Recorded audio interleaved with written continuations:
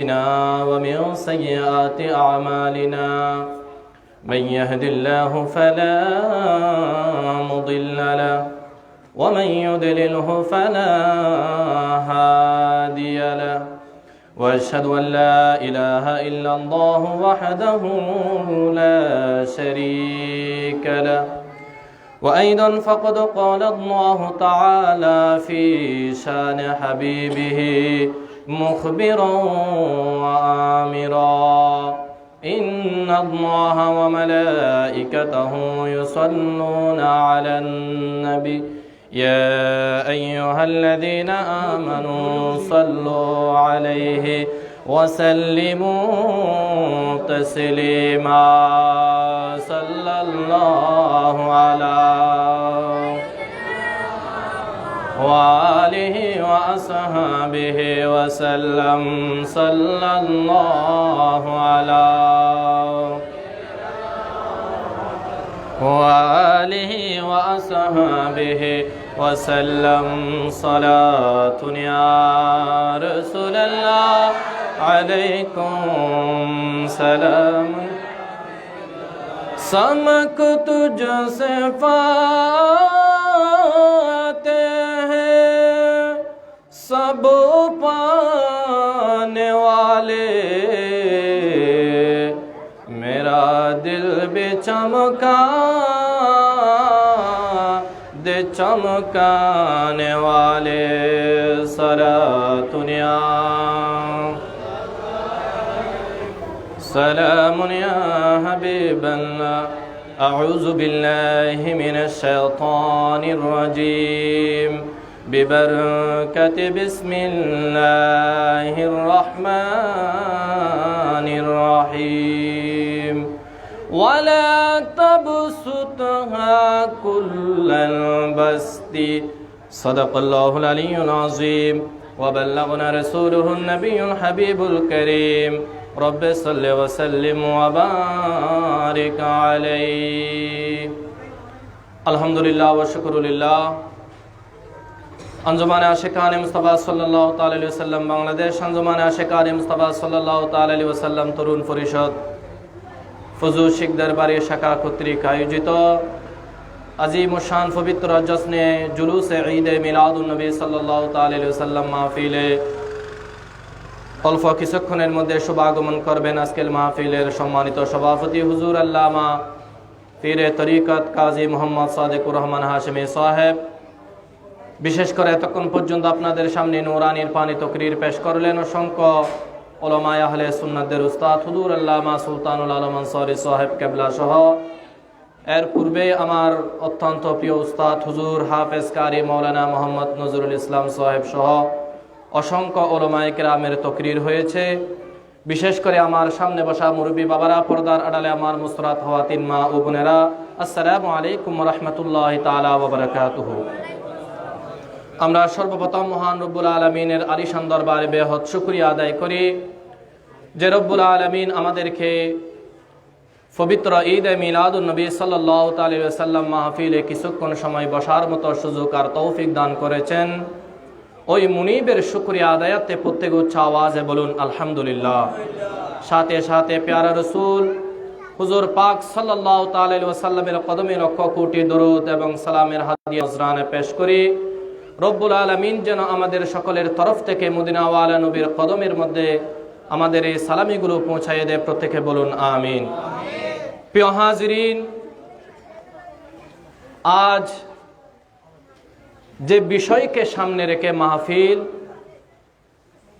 একজন ইমানদারের জন্য যত বিষয় থাকে না কেন, প্রত্যেকটা বিষয়ের মধ্যে সর্বশ্রেষ্ঠ যদি বিষয়কে নির্ধারণ করা হয়, সে বিষয়টা হলো পবিত্র মিলাদুন নবী। সুবহানাল্লাহ। আল্লাহর হাবিব হুজুর পাক সাল্লাল্লাহু তাআলা আলাইহি ওয়াসাল্লামের শুভ বিলাদত, শুভ আগমন, এটা একজন ইমানদারের জন্য অনেক বড় নিয়ামত, ঠিক কিনা? যে নিয়ামতের কথা খুদ আমার আল্লাহ কুরআনুল কারীমের আয়াতে কারীমা নাজিল করে আমাদের সামনে বর্ণনা করে দিয়েছেন, তো আমরা রসুলকে পেয়ে খুশি কিনা?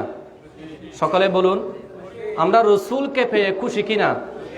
রসুলকে পেয়ে যারা খুশি হবে এরা হলো জান্নাতি, আর যারা খুশি হতে পারবে না এরা হলো জাহান্নামী। এটা সর্বশেষ ফয়সালা। আপনার এই দুনিয়ার মধ্যে যে সমস্ত স্থানের মধ্যে আল্লাহর হাবিবের ছায়া মুবারক পড়েছিল ওই সমস্ত স্থানকে আমার আল্লাহ জান্নাত বানিয়েছেন। সুবহানাল্লাহ বলুন। আর যেগুলো রসুলের ছায়া থেকে মাহরুম হয়েছে এগুলাকে আমার আল্লাহ জাহান্নাম বানিয়েছেন। তাহলে দেখুন, আপনারা বলুন এই মিলাদুন নবীর জলসার মধ্যে আমার নবী শুভ আগমন করতে পারে কিনা? তো যেখানে নবী আসে ওই স্থানের আদব, ওই স্থানের মোহাব্বত, ওই স্থানের আজমত, ওই স্থানের মোহাব্বত এটা আমার আল্লাহর কাছে অনেক বেশি হয়ে যায়। আর যে স্থান আমার আল্লাহর কাছে মকবুল হয়ে যায় ওই স্থানের মধ্যে যারা আসে এরা সকলেই আল্লাহর মকবুল বান্দা হয়ে যায়। তো আজকে যে মিলাদুন নবীর জন্য মাহফিল, যে রসুলের জন্য সাজালাম, ওই রসুল আমাদেরকে কত বেশি মহব্বত করে জানা দরকার আছে কিনা? আমি কোরআনুল কারীমের এক টুকরা অংশ সূরা বনী ইসরাইল থেকে তেলাওয়াত করেছি, 15 নম্বর পারা 3 নম্বর পৃষ্ঠার শেষ থেকে এক টুকরা। এই আয়াতে কারিমার অর্থ বোঝার আগে শানে নুজুলটা বুঝতে হবে। কি বুঝতে হবে? সকলে খেয়াল করুন। আল্লাহর হাবিব হুজুর পাক সাল্লাল্লাহু আলাইহি ওয়াসাল্লামের শরীর মুবারকের মধ্যে একটা জামা মুবারক ছিল। কয়টা? আল্লাহর রসুলের জামা মুবারক। এমন সময় আল্লাহর হাবিবের একজন সাহাবী, ওনার একজন সন্তান ছিল।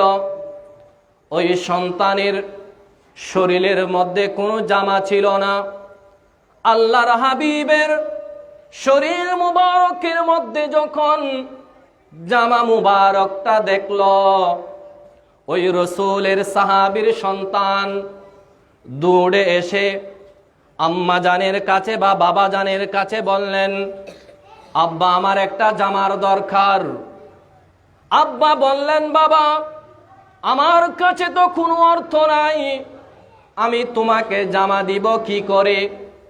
এই কথা যখন বললেন, কিন্তু আল্লাহর হাবিবের শরীর মুবারকের মধ্যে যখন ওই সন্তান জামাটা দেখলো, ওই সন্তান বললেন, বাবা রসুলের শরীর মুবারকের মধ্যে আমি একটা জামা মুবারক দেখেছি, আপনি যদি বলেন আল্লাহর হাবিব ওই জামা মুবারকটা আমাকে হাদিয়া হিসাবে উপহার দিবেন। সুবহানাল্লাহ। এই কথা যখন বললেন, আল্লাহর রসুলের ওই সাহাবী বললেন, বাবা তুমি একটা কাজ করো, আল্লাহর নবীর কদমে গিয়ে আল্লাহর রসুলকে সালাম জানাও, তুমিও সালাম দাও, আমি বাবার পক্ষ থেকে আল্লাহর নবীর কদমে সালাম জানাও।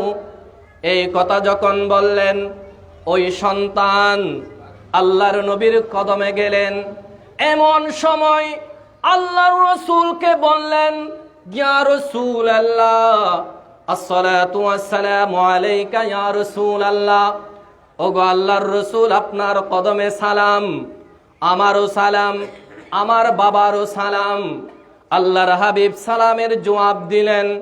আল্লাহর রসুলের কাছে অনুমতি তালাশ করলেন, ইয়া রাসূলুল্লাহ, আমি আমার বাবার পক্ষ হয়ে একটা কথা বলার জন্য আপনার কদমে আসলাম।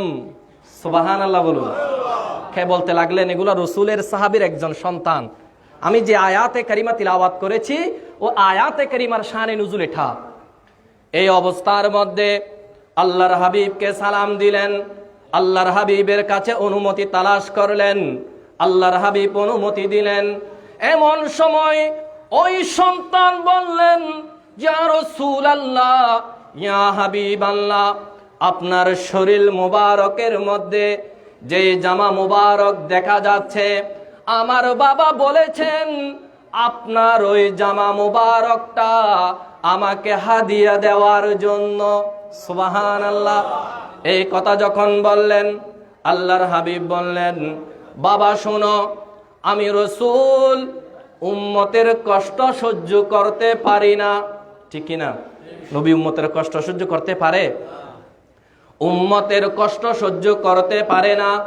আল্লাহর নবীর সাহাবী ওই সন্তান যখন আল্লাহর নবীর কদমে আরজ করলেন একটা জামার জন্য, এখন আল্লাহর নবীর হাত মুবারকে অন্য আরেকটা জামা নাই যে অন্য জামা গায়ে দিয়ে এই জামা মুবারকটা আল্লাহর নবীর সাহাবীর সন্তানকে দেবে, এমন কোনো অবস্থা নাই। এমন সময় আল্লাহর হাবিব বললেন, বাবা চলো আমার সাথে ঘরের মধ্যে চলো। মা আয়েশার হুজরা পাকের মধ্যে গেলেন। মা আয়েশাকে বললেন, আলো বন্ধ করে দাও, ঘরের আলো বন্ধ করে দাও। আল্লাহর নবী নূরানী শরীর মুবারক থেকে ওই জামা মুবারকটা খুলে সাহাবীর ওই সন্তানের গায়ের উপর পরিয়ে দিলেন। সুবহানাল্লাহ। জামা কয়টা? সকলে বলুন না, জামা কয়টা? আচ্ছা, আমরা কি দিব? আমরা কি দিব? তাহলে এখান থেকে রাসূল কি শিক্ষা দিচ্ছেন আমাদেরকে? দেখুন আল্লাহর হাবিব উম্মতকে কেমন মহব্বত করে। আল্লাহর রাসূল শরীর মুবারক থেকে জামা মুবারকটা খুলে সাহাবীর আওলাদের শরীর মুবারকের মধ্যে দিয়ে দিলেন।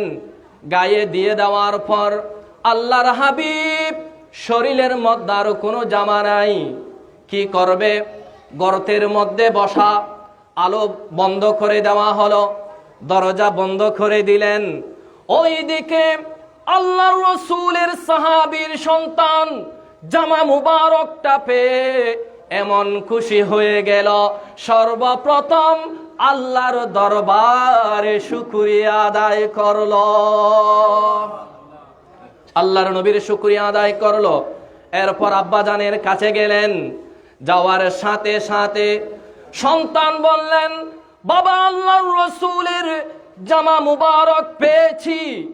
এই অবস্থা দেখে আল্লাহর রাসূলের সাহাবী সহ্য করতে পারে নাই, আপন স্থান থেকে দৌড়ে গিয়ে আল্লাহর নবীর কদমের মধ্যে পড়ে গেলেন। আল্লাহর রাসূলের সাহাবী চলে গেলেন আল্লাহর নবীর কদমে শুকরিয়া করার জন্য। এই অবস্থা দেখে সাহাবী খুশি হয়ে গেল। আল্লাহর নবীর একটা জামা মুবারক পাওয়া মানে দুনিয়ার সকল নিয়ামতকে যদি এক পাশে দেওয়া হয়, আল্লাহর রাসূলের শরীর মুবারকের সাথে লেগেছে এমন কোন বস্তুকে আরেক পাল্লার মধ্যে দেওয়া হলে অধিক গুণ বেশি আল্লাহর নবীর ওই নিয়ামত দামি হয়ে যাবে। ঠিক কিনা? আল্লাহর নবীর জামা মুবারক যখন পেল খুশি হয়ে গেল, সন্তানও খুশি, বাবাও খুশি, এলাকাবাসীরাও খুশি, যেহেতু এটা আল্লাহর নবীর জামা মুবারক। এমন সময় জোহরের নামাজের সময় হয়ে গেল। আল্লাহর নবী ইমামতি করবেন, নামাজ পড়াবেন না, আল্লাহর নবী ইমামতি করবেন। এমন সময় আল্লাহর রাসূল হুজরা পাক থেকে কেন বের হচ্ছেন না? সাহাবায়ে কিরাম চিন্তিত হয়ে গেলেন। সবাই চিন্তা করতে লাগলেন। আল্লাহর নবীর হুজরা পাকের দরজাও বন্ধ, আল্লাহর নবীকেও দেখা যাচ্ছে না। এমন সময় হুজুর ফারুক আজম একদিকে চলে গেলেন, হুজুর আবু বকর সিদ্দিক অন্যদিকে চলে গেলেন, ওসমান জিন্নুরাইন অন্যদিকে চলে গেলেন। হুজুর ফারুক আজম তরবারি নিয়ে বের হয়ে গেলেন। আল্লাহ রাসূলের সাহাবীরা নবীর জন্য, নবীর সুহবত থেকে এক মুহূর্তের জন্য তারা দূরে থাকতে পারতেন না। কিন্তু আমরা ইমানদার, নবীর স্মরণে মাহফিল আসার সুযোগ হচ্ছে না, হবে কবরে গেলে। কবরে গিয়ে আমরা যদি নবীর মাহফিল শুনি, সেইখানে এক ধরনের, আর দুনিয়ার মধ্যে থাকা অবস্থায় আল্লাহর নবীর মাহফিলের মধ্যে বসা, এটা আমাদের জন্য সর্বশ্রেষ্ঠ ইবাদত হয়ে যায়। সুবহানাল্লাহ। নারায়ে তাকবীর, নারায়ে রিসালাত, নারায়ে গাউসিয়া। হুজুর আল্লামা কাজী সাদেকুর রহমান হাশেমি সাহেব উলামায়ে আহলে সুন্নাহ, আঞ্জুমানে আশিকানে মুস্তাফা।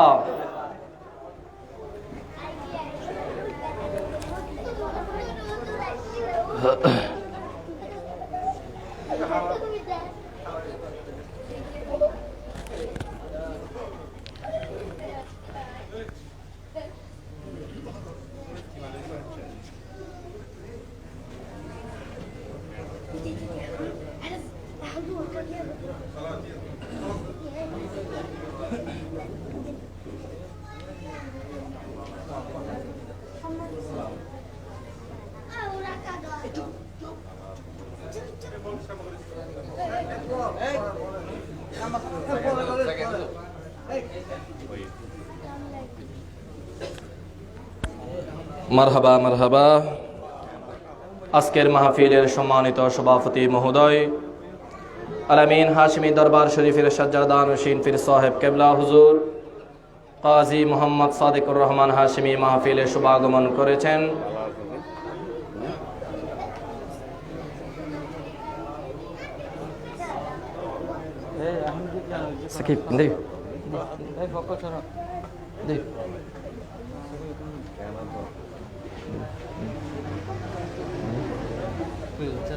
হ্যাঁ বুঝিনি করতেছি আর কি। আলহামদুলিল্লাহ, সকলে বসে পড়ুন। আমরা সকলে হুজুরের আগমনকে সুস্বাগতম জানাই। মহান রব্বুল আলামিন যেন আমাদের সকলের জন্য আজকের এই ঈদে মিলাদুন্নবী সাল্লাল্লাহু তাআলা আলাইহি ওয়াসাল্লাম মাহফিল জান্নাতে যাওয়ার জন্য অন্যতম মাধ্যম হিসেবে কবুল করে, প্রত্যেকে বলুন আমিন। তো আমি যে কথাটা বলার জন্য চাইলাম আমি সে কথাটা বলে দিই। তো আল্লাহর হাবিবের সাহাবায়ে কেরাম বের হয়ে গেলেন হুজরা পাক থেকে। আল্লাহর রসুল কোথায়? এদিকে তো নামাজের সময় হয়ে গেল। এমন সময় হুজুর ফারুক আজম রাদিয়াল্লাহু তাআলা আনহু তরবারি নিয়ে বের হয়ে গেলেন। কোন কাফেররা আল্লাহর রসুলের উপর আক্রমণ করেছে কিনা এই ভয়ে হুজুর ফারুক আজম একদিকে চলে গেলেন। হুজুর সৈয়দনা সিদ্দিক আকবর আল্লাহর রসুলের হুজরা পাকের মধ্যে গেলেন। এমন সময় দেখা গেল আল্লাহর রসুল অন্ধকারের মধ্যে বসা। হুজুর সিদ্দিক আকবর জিজ্ঞেস করলেন, ইয়া রাসূলুল্লাহ, কারণ কি? আপনি এখানে বসে থাকার কারণ কি? সাহাবায়ে কেরাম নামাজের জন্য অপেক্ষা করে। আল্লাহর রাসূল বললেন, হে আমার সাহাবীরা, অল্প কিছুক্ষণ সময় অপেক্ষা করো। আমার ভাই জিবরাইল জান্নাত থেকে আমি রাসূলের জন্য জামা মুবারক আনতে লাগলেন। আমি রাসূল ওই জামা মুবারক পরিধান করে তোমাদেরকে সাথে নিয়ে জোহরের নামাজ আদায় করব। কোনখানের জামা? জান্নাত থেকে। রাসূলের জন্য জান্নাত থেকে কি আসে? জামা, পোশাক আসে। আর যারা রাসূলকে আমাদের মতো বলে এদের জন্য জান্নাত থেকে পোশাক আসবে? তাহলে এখানে তো রাসূল আমাদের মতো নয়। এই কথা যখন আল্লাহর রাসূল বললেন, হুজুর সিদ্দিক আকবর কারণটা জিজ্ঞেস করলেন, ইয়া রাসূলুল্লাহ, আপনার শরীর মুবারকের মধ্যে যে জামা মুবারক ছিল ওই জামা কোথায় গেল? আল্লাহর নবী এই কথা খুলে বললেন, আমার একজন সাহাবীর আওলাদ আমি রাসূলের কাছে একটা হাদিয়া চেয়েছিল জামা। আমি রাসূল কি করে আমার সাহাবীর সন্তানকে ফেরত দিব? আমি ফেরত না দিয়ে আমার জামা মুবারকটা আমার সাহাবীর সন্তানের জন্য উপহার দিয়ে দিলাম। তাহলে রাসূল উম্মতকে এইভাবে তো মহব্বত করে, ঠিক কিনা? আর এই অবস্থা দেখে, এই রাসূলের এই অবস্থা দেখে আমার আল্লাহর সহ্য হলো না। সাথে সাথে কোরআনুল কারীমের এই আয়াতে কারীমা নাজিল করে বলেন, ইয়া রাসূলুল্লাহ, আপনার সম্পদ থেকে সম্বল থেকে সর্বশেষ জিনিসটা পর্যন্ত আল্লাহর রাস্তায় কুরবান করতে হবে না। সুবহানাল্লাহ। আল্লাহ তাআলা এই আয়াতে কারীমা নাজিল করে আমার রাসূলের ওই অবস্থার কথা আমাদেরকে জানিয়ে দিলেন। সুবহানাল্লাহ। তো আপনারা বলুন, আল্লাহর রাসূল এইভাবে আমাদের জন্য সব কিছু বিলীন করে দিলেন। আমরা গুনাহ করি, আল্লাহর রসুল রওজা শরীফের মধ্যে বসে আমাদের গুনাহ ক্ষমা চায়। তাহলে কত বড় দয়াল রসুল। তুরাদু আলাইয়া আমালুকুম, হে আমার উম্মতেরা, তোমরা যখন ভালো কাজ করো, নেক কাজ করো, ওই নেক কাজগুলো আমি রসুলের রওজা শরীফের মধ্যে পেশ করা হয়। তাহলে আমরা যারা মিলাদুন নবীর মধ্যে আসলাম, আমাদের এই আশা, আমাদের এই ইবাদত, আমাদের যে মিলাদুন নবীর জন্য টাকা পয়সা ব্যয় করেছি, এগুলার পক্ষে তো অনেক হাদিসে পাক আছে। আপনারা বলুন, আমাদের এই আমল আল্লাহর রসুল দেখে কিনা? আল্লাহর রসুল দেখে। শুধু তাই নয়, যে স্থানের মধ্যে আল্লাহর নবীর জিকির হয়, ওই স্থানকে আমার আল্লাহ জান্নাতের বাগান বানিয়ে দেয়। আর এখানে তো শুধু রসুলের সানাখানি, ঠিক কিনা? আঞ্জুমানে আশেকানে মুস্তাফা বাংলাদেশ, আঞ্জুমানে আশেকানে মুস্তাফা তরুণ পরিষদ, এর নামের শুরুতে আশেক হওয়ার জন্য বলা হয়েছে, ঠিক কিনা? তো যারা রসুলের আশেক হতে পারে, এদের জন্য কবরের মধ্যে গিয়েও ফজিলত, কিয়ামতের ময়দানে উঠার পরেও ওই সমস্ত রসুলের আশেকদের ডঙ্কা বাজতে থাকবে। আমরা এখানে রসুলের গোলামি করব, কিয়ামতের ময়দানে আমার রসুলকে একটা লেওয়াই হাম দেওয়া হবে। কি দেওয়া হবে? লেওয়াই হামদ, একটা পতাকা দেওয়া হবে। আর সেই পতাকার মধ্যে একটা লেখা থাকে, সেই লেখাটা হলো লা ইলাহা ইল্লাল্লাহু মুহাম্মাদুর রাসূলুল্লাহ আর রফিক হুয়া সাইয়্যিদুনা সিদ্দিক আকবর ওয়া উমর ওয়া উসমান ওয়া আবি বকর ওয়া আলী। সুবহানাল্লাহ বলুন। ওই কালিমার মধ্যে আমার নবীর যারা আশেক, আশেকের মধ্যে সর্বপ্রথম হলেন 7 জন। কয়জন? হুজুর সিদ্দিক আকবর, ফারুক আজম, উসমানে জিন্নুরাইন, মাওলায়ে কায়নাত। আর এদের নাম লেওয়ায়ে হামদের মধ্যে লিখা। আমার রসুল বলেন, যারা আমি রসুলের আশেক হতে পারবে, এরা সকলে ওই লেওয়ায়ে হামদের নিচে আশ্রয় পেয়ে যাবে। তো আমরা পেতে চাই কিনা? রসুলের পথের মধ্যে থাকলে কিয়ামতের ময়দানেও আপনার আমার কোনো চিন্তা থাকতে পারে না। আমাদেরকে তো জান দিতে হচ্ছে না। এখানে কি জান দিতে হচ্ছে? সাহাবায়ে কেরাম তো জানও দিয়েছেন। আল্লাহর নবীর একজন মহিলা সাহাবিয়া, এটা একটা হাদিসে পাক, ওনার স্বামী, ওনার সন্তান, ওনার ভাই আল্লাহর নবীর সাথে জিহাদের ময়দানে গেলেন। এমন সময় কাফেররা একটা চতুর্পাশে এলান করেছেন, আল্লাহর নবী শাহাদাত বরণ করেছেন। কাফেররা এই চক্রান্ত করে কবর চতুর্দিকে ছিটিয়ে দিলেন। এমন সময় আল্লাহর নবীর ওই মহিলা সাহাবিয়া জিহাদের ময়দানে দৌড়ে গেলেন। এমন সময় দেখা গেল জিহাদের ময়দান থেকে একটা লাশ মুবারক আমার নবীর সাহাবীরা আনতে লাগলেন। ওই মহিলা সাহাবী দৌড়ে গেলেন, এ রাসূলের সাহাবীরা, তোমাদের খান মুবারকের মধ্যে এই ভাগ্যবান কার লাশ? আমি মাকে একটু বলো, আমার দয়াল নবীর একটু সংবাদটা আমাকে জানিয়ে দাও।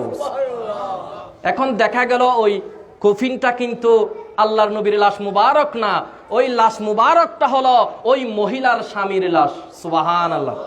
ওই মহিলা বললেন, অসুবিধা নাই, আমার স্বামী রসুলের পক্ষে জিহাদের ময়দানে গিয়ে শাহাদাত বরণ করেছে, এটা আমার জন্য অনেক বড় নিয়ামত।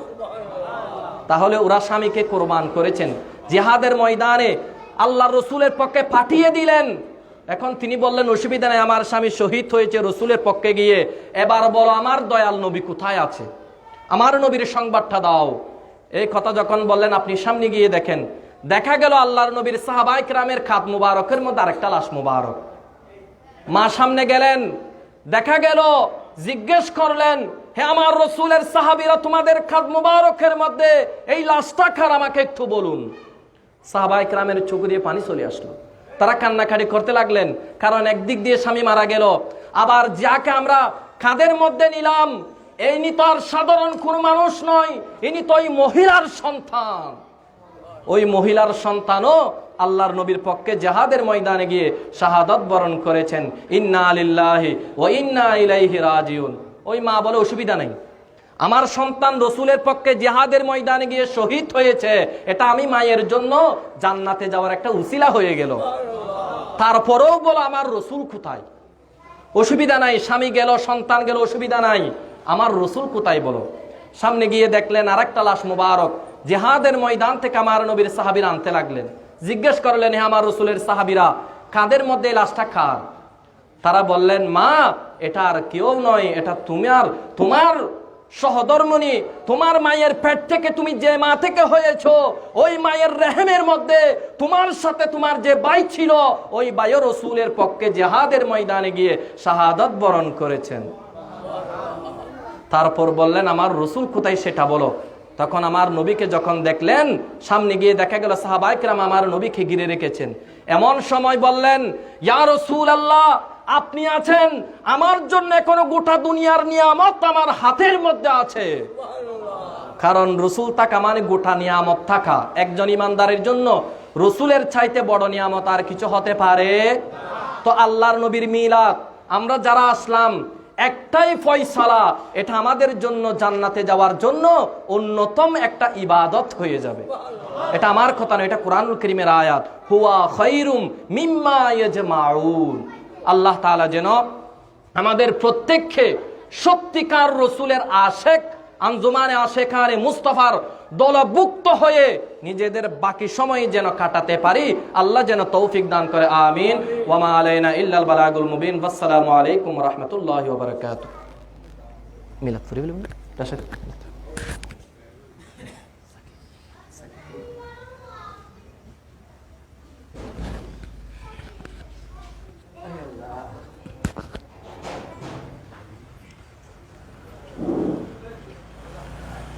अर्श और कुर्सी झुके ताज़ीम अहमद के लिए, उठ खड़े हो मोमिनो तस्लीम अहमद के लिए। या नबी सलाम, या रसूल सलाम अलैका, या हबीब सलाम अलैका, सल्लल्लाहु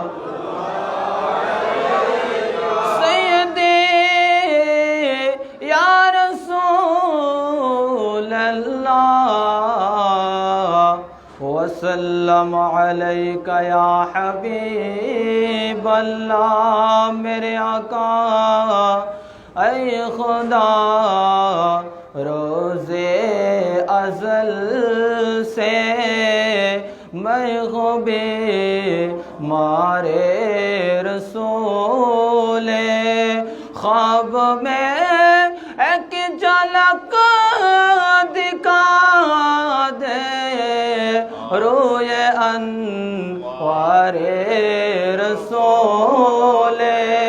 या नबी या रसूल सलाम, या हबीब सलाम अलैका, सल्लल्लाहु। मैं गुलाम मुस्तफा हो, तेरे गालते न पहुँचो, मेरा दिल बना है काबा, मेरा जिगर बने मदीना। या नबी या रसूल सलाम, या हबीब सलाम अलैका, सल्लल्लाहु। उम्मती उम्मती लब पे जारी रहा, नज़ बरदारे उम्मत पहला तो सलाम मुस्तफा, पहला तो सलाम शमे बज में, गौसे आज़म इमाम ون کا غوث اعظم امام متقی ون کا جلوائے شان قدرت پہلا مصطفیٰ جان رحمت پہلا او سلام شمع بج میں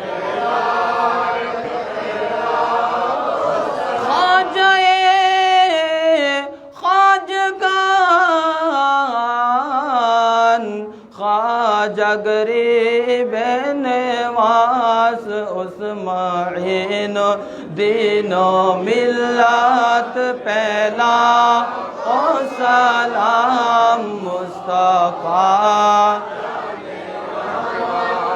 پہلا کو سلام شمع بج میں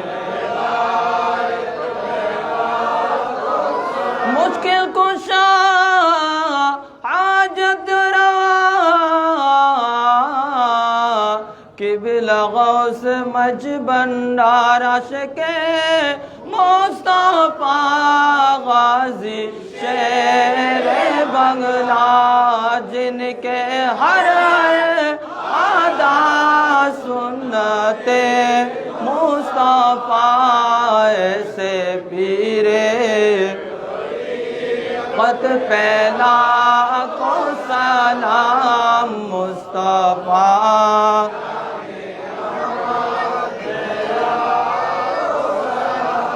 شمع بج میں ہے داغ عاشق مصطفیٰ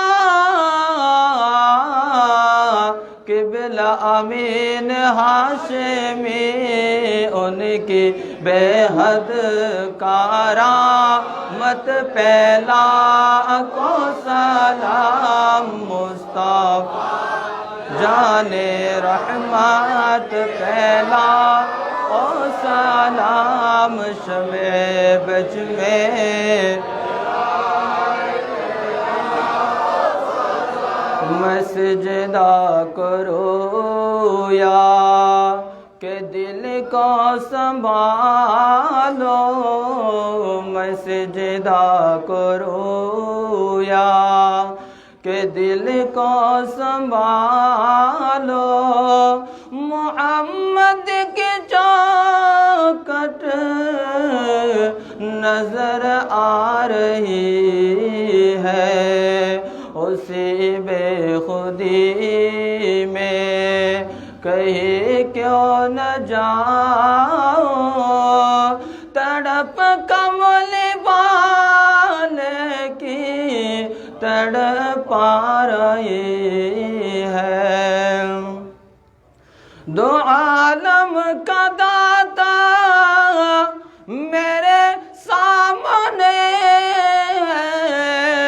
کہ کعبے کو کعبہ میرے سامنے ہے کہ کعبے کو کعبہ میرے سامنے ہے ادھر بھی نگاہ ہے کرم یا محمد ادھر بھی نگاہ ہے کرم یا محمد وہ دیکھو خدائی جو کہ جا رہی ہے میں سجدہ کرو یا کہ دل کو سنبھالو محمد کے چوکھٹ نظر آ رہی ہے اسی بے خودی میں کہیں کیوں نہ جاؤ تڑپ کمل والے کی تڑپا رہی ہے یا الہی